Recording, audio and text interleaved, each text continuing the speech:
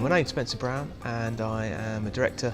I'm Mark. I'm director and co-founder of RugbyFest with Spencer. What does rugby mean to me? Being ex-Marine, it's camaraderie. For me, rugby's more than just a game. My life has seemingly revolved around it from as long as I can remember. Having that trust in your colleagues, in your teammates. It's given me some great friends. It's given me a social life outside of work.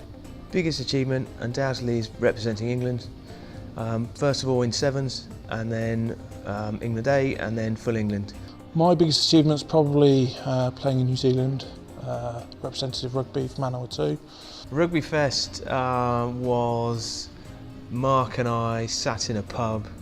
I suppose like most things, the great ideas come when you've maybe had a few beers and you're really chilled out.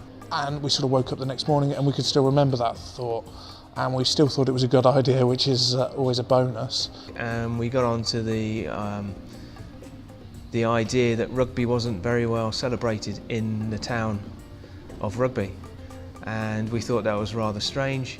As a rugby fan, for the sport not to be celebrated in the home of the game, for me, was quite disappointing. The real issue was when we were going abroad and people didn't know rugby existed, as in the town.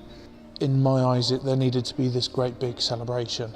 And that is what RugbyFest is. It's a celebration of what rugby has become.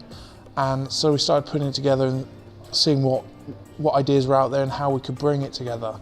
We then went to rugby school with this crazy idea, and they turned around and said, "Yep, sounds good, bring us some more ideas of how you want to put it together." And it's built from pretty much June last year to where we are now, and obviously going into September. Everyone we've spoken to has turned around and say, it's a great idea.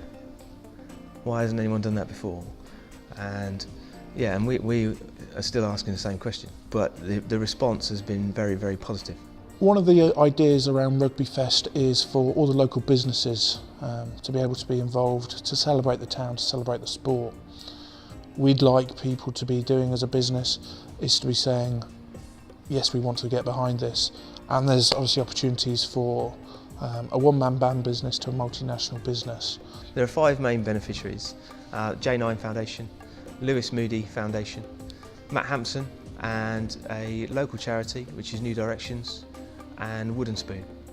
When the question of why people should come to RugbyFest is asked, I would question why not.